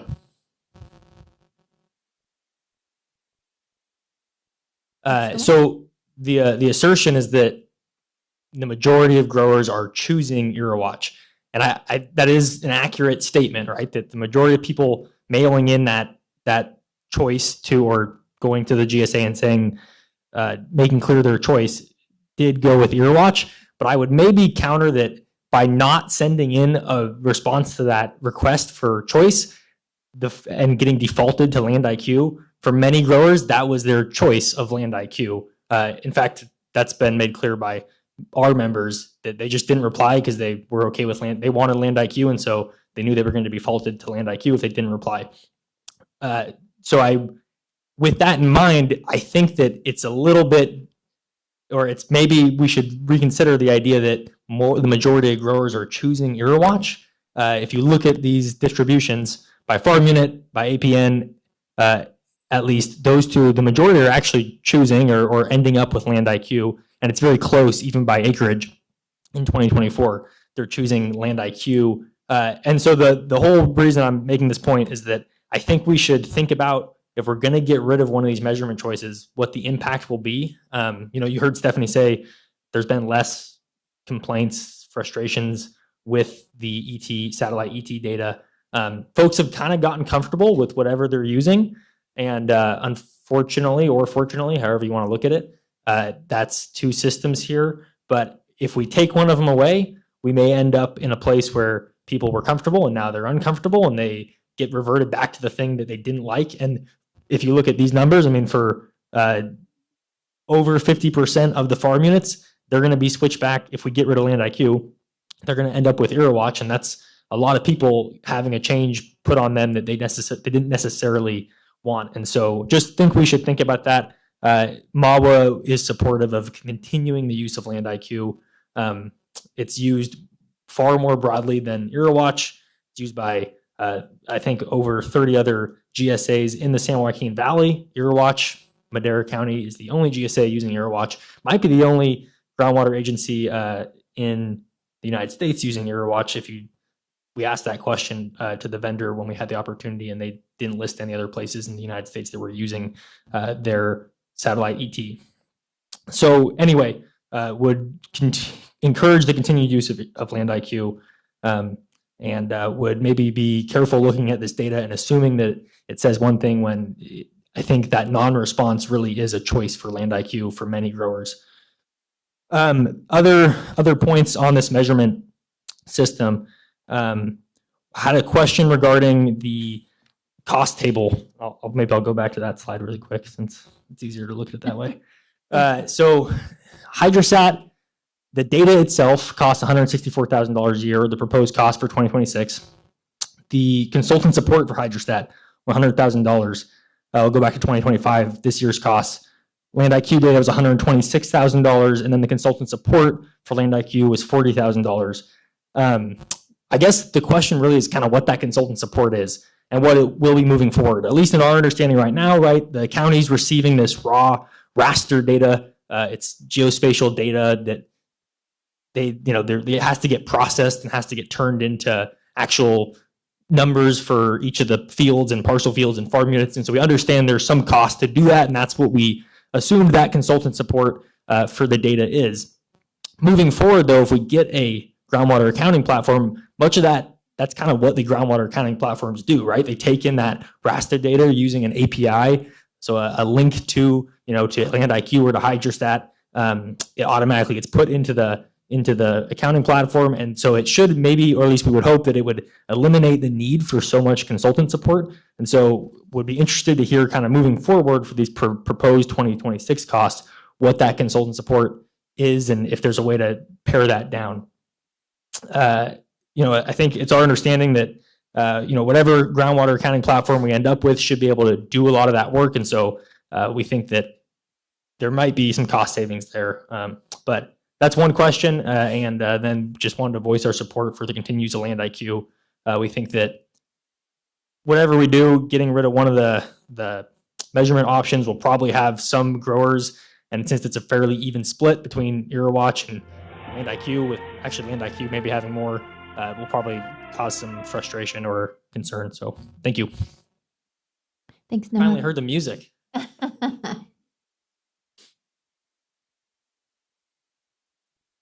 Devin Avilas, Agro Cooperative. The only other questions I did have is, as we can see, it seems like that growers want multiple measurement methods. And my question is, based on these costs or the proposed cost, is this based on the amount of acreage that are enrolled in that program? Therefore, if there's a percentage that goes with Hydrostat or percentage that goes with flow meters and a percentage that goes with Land IQ, does the total cost come down by acreage or not? And the reason I ask that is, maybe at some point, since this is being funded by the growers and the growers are electing this program, maybe there's a way to carve out these costs by groups. So if you choose Land IQ and you want to use that, which we support, then the people that choose that method pay for it. Same thing with flow meters and again with Hydrostat. Thank you. Thank you, Devin. Come on up. Mark Peters of Madera Subbasin. Hey, Noah made some very important points, and I think everyone in the room knows that I support EraWatch, and EraWatch won in a survey, and EraWatch was the original. But Land IQ did come in and provide a good service, and now there's what we have, unfortunately, is a basin where we use both. And I think I'm not trying to get rid of EraWatch. I want EraWatch, so I'm not shooting myself here. I think those points are pretty critical, and it might, and this really is all about the grower helping the grower get to where we need to be from a water standpoint. And I certainly would support both. And in the survey, having two, and in the survey, Las Guidi Properties did fill out two. And you might want to reconsider that, but then that leads to a lot of spending and the accounting platform. I did sit through the presentations. Those are some dynamic things. They go way beyond what many of us will ever use. And you know, for Las Guidi, we don't need an accounting platform, but maybe others do. I would ask, and I'm getting slightly off topic, but I would ask that we all look at the accounting platform, and if we choose one, that we look at it in a year and 2 years and 3 years and say, how many people are using it? Because where I know Maua is going to use it, I don't know how many are, and I would think it might be limited. But I actually am saying right now, do all three. Thank you. Thank you, Mark. Do we have any additional public comments? Seeing none, I'll close public comment. Any final thoughts, Director McCauley? Director, okay, thank you for the presentation, which brings us to the final item, information update, demand management policy options moving ahead.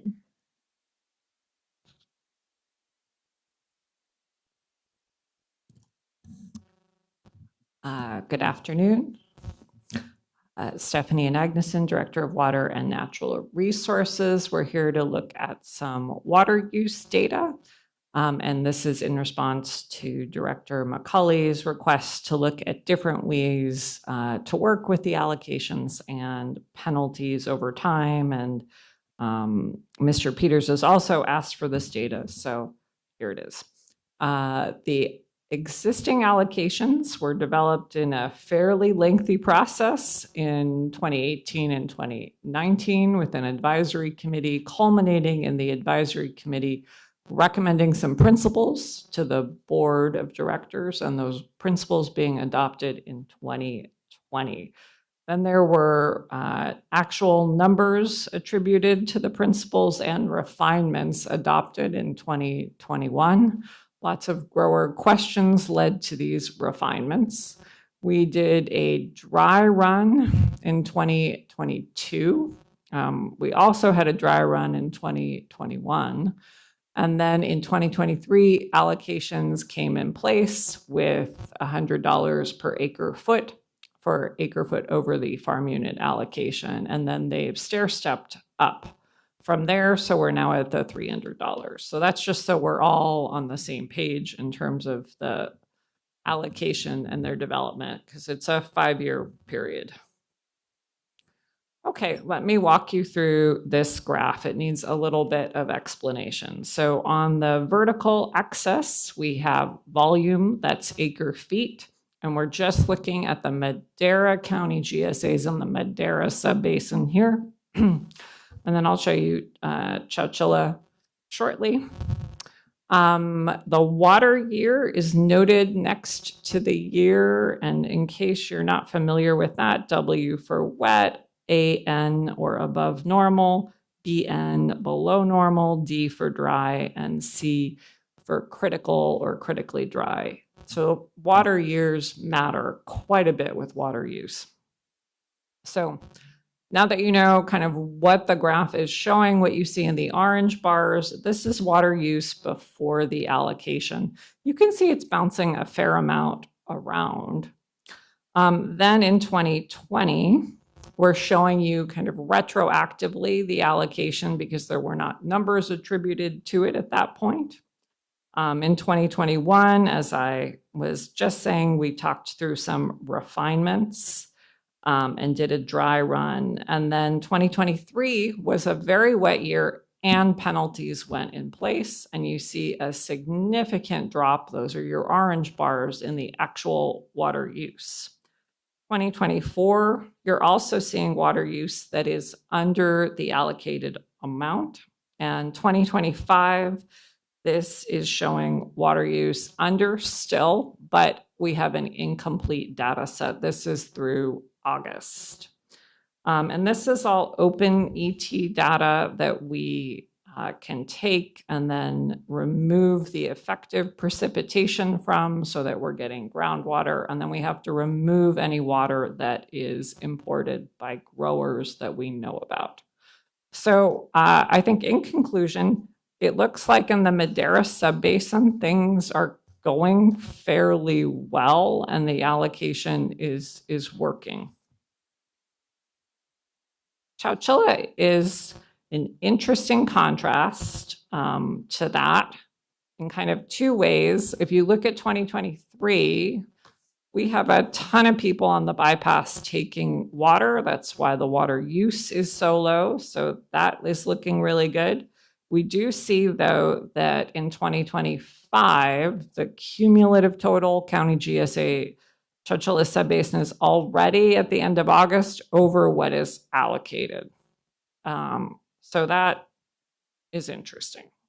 They are not behaving in the same way, and there's a fair amount of history.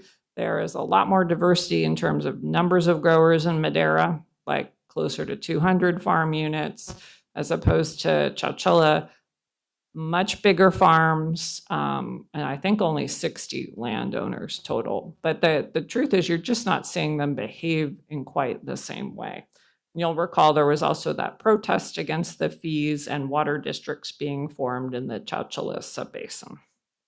So that's the data in those two subbasins. Delta Mendota proved a little bit more complicated due to the Bureau of Reclamation owning a bunch of that land and how we track that. So I'm not showing Delta Mendota, but I did want to run you through a survey that we put together of other agencies and kind of what they do. So maybe let's start at the bottom.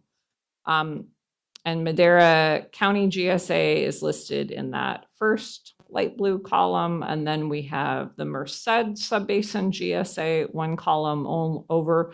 They did adopt allocations. They are for next year, though, in Merced. North Fork Kings is about at the same place. They have everything in discussion. And then we have Eastern Tule, Eastern Kauai, Greater Kauai, and Lower Tule River Irrigation District. So those are all agencies with allocations. So starting at the bottom, in terms of small farm rules, there really were no examples of different rules for small farmers. So that's the first piece. I mentioned this earlier, but in terms of number of measurement methods, just moving up in the table, we are pretty unique in that we are allowing this year 2 different satellite measurements. The closest thing might be Merced, which is going to use OpenET data, as well as allow you to use private party satellite data. The rest are using LandIQ.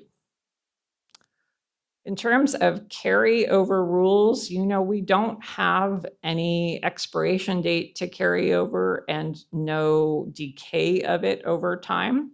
And we didn't find any other agencies with decay, meaning like it's 100 acre feet 1 year and then 10% decay. It's 90% or 90 acre feet the next year. But no examples of decay. We did find quite a few agencies that had carryover expiring at the 5-year mark. So that's an additional component to track. But interesting to note, we also, I think, would have expected more zones for allocations. And the Merced actually has zones, but they're all, the allocation's the same across all of those zones. The only one that seems to have active zones is the Eastern Tule GSA, which is well known for being adjacent to the Friant-Kern Canal, and the pumping there widely attributed to the sinking of the canal. So then that brings us up to the second to the top row, penalties for allocations. So what we see is that $500 is kind of used by everyone. And then in Merced, what they're proposing is adding some complexity in $1,000 one time, as well as $100 a day, which I suppose we could track things that way, but that is much more how a urban water utility would manage than a farming entity. So that's kind of our summary. So from that, we sort of have a couple of ideas that need feedback. So, I mean, one option is to raise the penalty to $500 for next year rather than 2027. That would kind of cut a year off. Perhaps it's sending a signal that we're more serious, but it might be a lot of hullabaloo about something that's going to happen anyway in 2027. There's kind of this idea of introducing restrictions for carryover. I mean, if you think about water put into the ground does migrate over time. Some water goes out, some water comes in. I didn't find a lot of hydrologic studies that we could use as a model for that. You saw the most agencies that had a restriction there were using 5 years. And then another thing that has come up is this idea of if you go over and you're in the penalty category, taking that water out of next year, or if you're over maybe 2 years, taking it out of that next year's allocation for the repeat offenders. So we do have, including the dry run, 16 or so farms that were over dry run in the last 2 years. So meaning it's not everybody. This could potentially target the repeat offenders. And then including the dry run with 2 years, we're closer to 40 to 50 farms that are over 2 out of the last 3 years. So those are some ideas for feedback from you. I'm happy to answer your questions now and listen to public feedback. Thank you, Stephanie. Director McCauley. So the concept on repeat offenders, is that what they're doing in the Eastern Kauai when you reference the 1-to-1 loss in the following year? Is that? Yes, so that's not for repeat offenders. That's just if you're over, then it's taken out of the next year's use. And so staff is contemplating something like that, just rather targeted towards repeat offenders, if I understand correctly? Yes, and we could choose whichever years we want, 23, 24, 25 to analyze. Okay, at this time, we'll take public comment.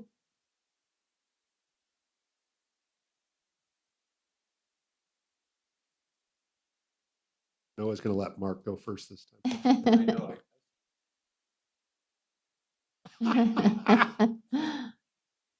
Mark Peters, Madera Subbasin. A bunch of big thank yous. Thank you for the chart. I'll go grab one before I leave. I totally appreciate it. Thank you for the opportunity to talk about this. I wish we had more of these looking forward, and I wish there were more people here to talk about what we're going to talk about. Penalties and carryover, water carryover are critical to the future. So totally appreciative of this. My first one is to make a recommendation. Don't change next year's $400 per acre foot. That was big discussions 3 years ago, lots of energy, and it would look bad, I think, if we were to make a change right at the last minute when nobody can do a darn thing about it. I just say, let's not go there. And it does not affect Lascoite. If anything, we have carryover, and those penalties would help pay for more domestic well mitigation that we wouldn't have to pay for. So this is just, I wouldn't go there. What I do care about penalties is looking at them beyond 2027. When you're a grower and you're planting a grape that goes on forever or an almond that goes on for 20-something years, you're thinking way into the future. And I don't feel like there's certainty about penalties beyond 2 years from now when we're making major long-term decisions. It's not as easy as I said, because you can't commit. What you have to see is change in behavior.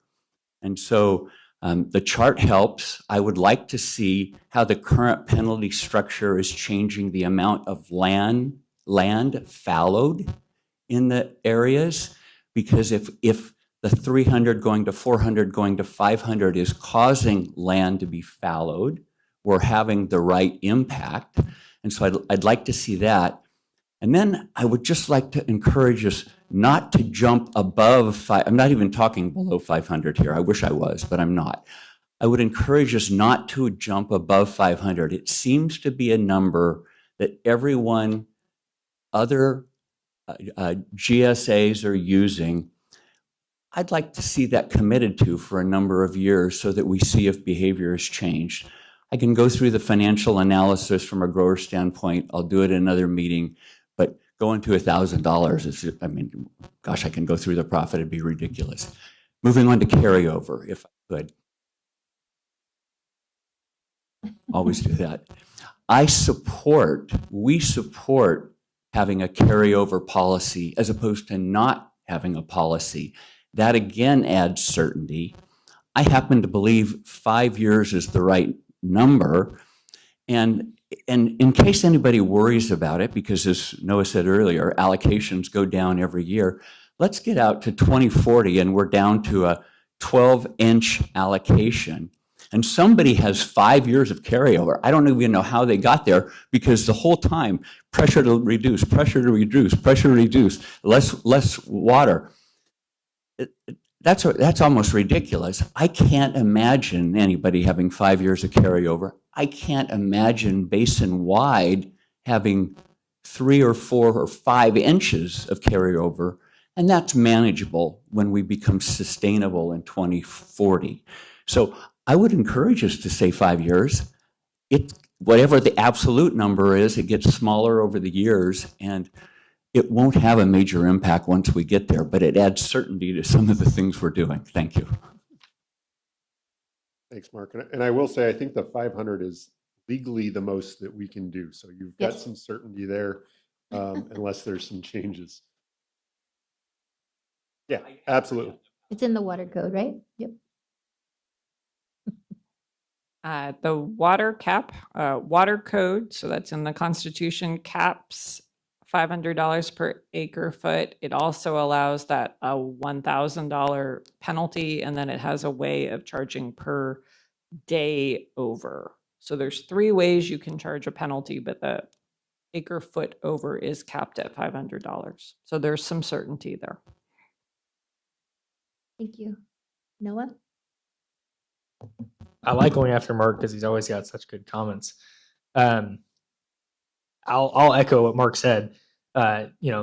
Certainty is what's needed, and growers plan and operate on long-term basis. And unfortunately, that doesn't exactly align very well with this kind of iterative process of Sigma implementation, right?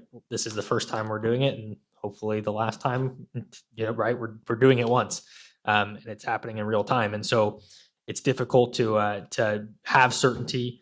And Larkin said this earlier. As you change rules, which sometimes are inevitable, the suggestions here, some of them may be very inevitable, and they may need to happen.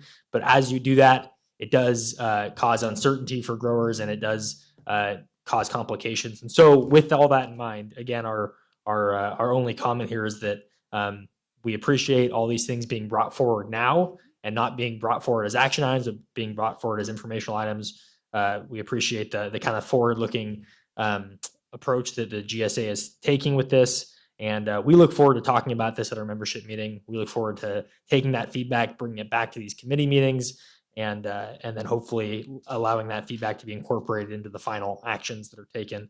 But yeah, I think spending more time on this is going to be beneficial for everybody. And frankly, just spending time making sure that growers are aware that these things are being discussed, because I think that's been, looking back at the 5 years of history here, a lot of the frustration sometimes has just been that people feel like they're blindsided. And so spending a long time saying, hey, we're talking about these big changes, but we're doing it because we want to talk about it now before the change actually occurs, I think that will be very beneficial. And that seems to be the approach. So appreciate that. Thank you. Thank you, Noah. Hello again. I just want to make a comment regarding carryover.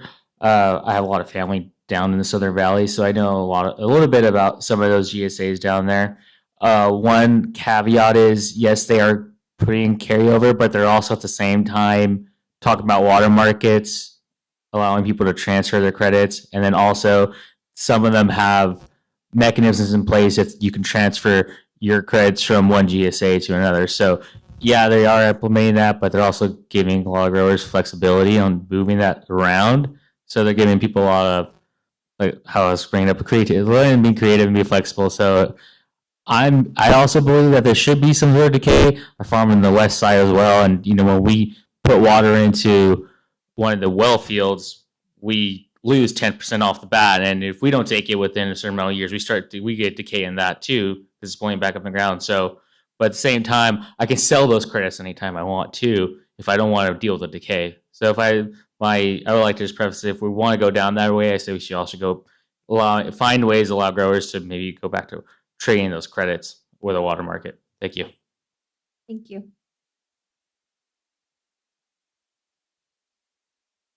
I'm just going to reiterate, Devon Aviles Agro Cooperative, just reiterate that I think as part of this process, the carryover policy would need to include some sort of water market. The other thing I would like to see is we need to start thinking about, as part of this policy, is an order of use. A lot of water districts have that where some people might have this carryover water as that's being first in line to be used, and then you keep your sustainable yield or your transitional water lower in the field. So that way, some of this water can get used up. When it comes to some of these overuse, the penalty and actually what some people are doing as far as taking water from the previous year. I know early on in this process, one of the things that the advisory committee had discussed was having a bucket of water, maybe for multiple years. And if you were to overuse, it might affect either year 2 or year 3. The thought process there is some people are thinking about getting to the end. So I think you're going to see a lot of things happen between 27 and 28. So I think there's a lot of people that are saying, get me to that year and then I'm done.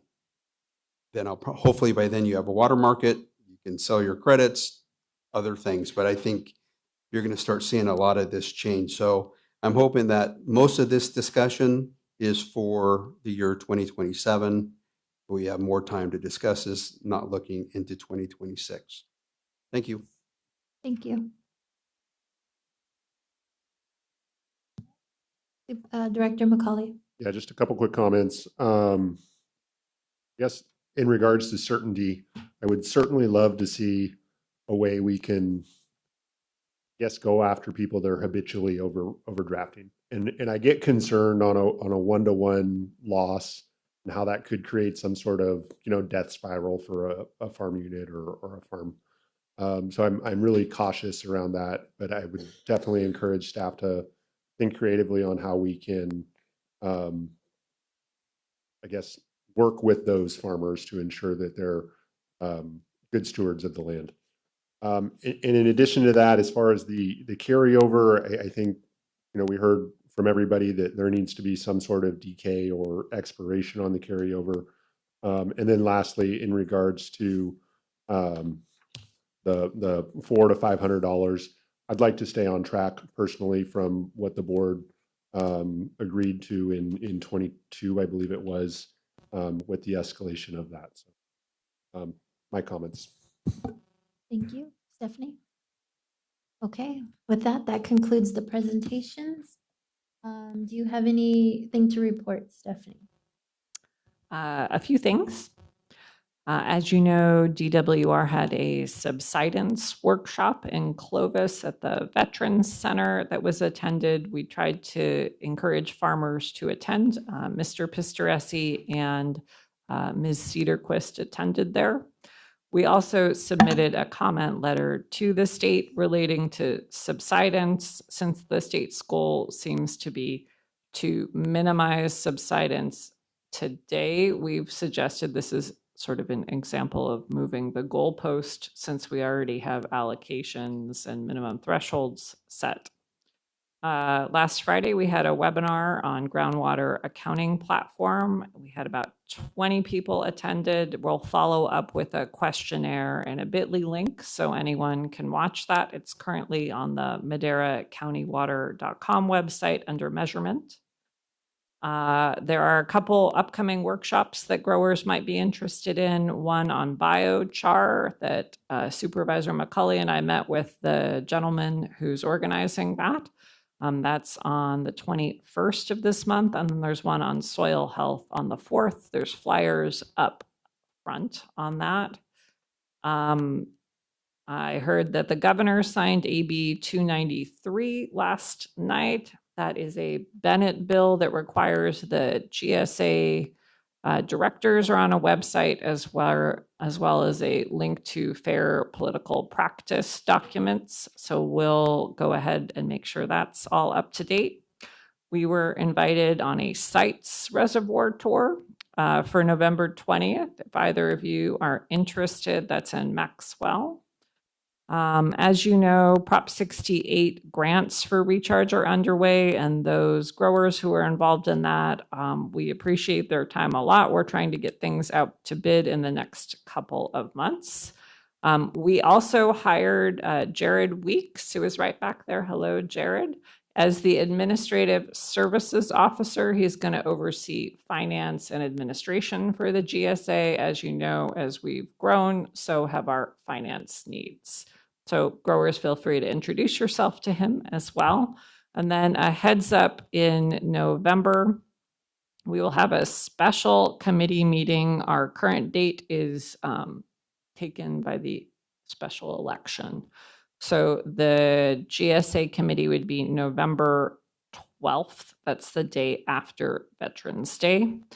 And as Mr. Lopez alluded to, we do anticipate the board chambers having some audio-visual remodeling in December, potentially going into January. So we are thinking there would be no committee at that point.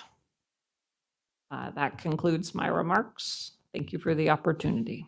Thank you, Stephanie. And I wanted to circle back with what we started with regarding the items on next week's Board of Directors agenda for the full board, or what, you know what I mean.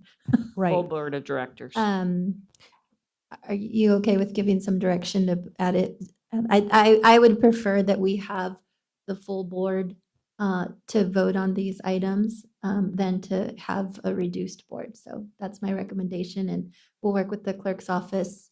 And if you can put a notice on the website, just notifying our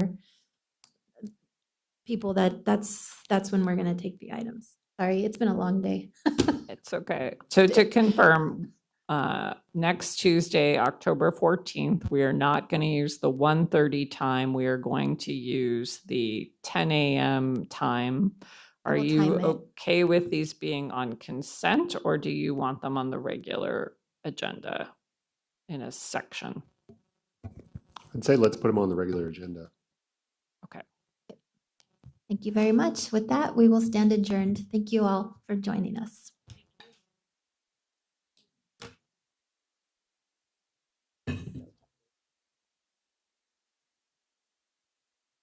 I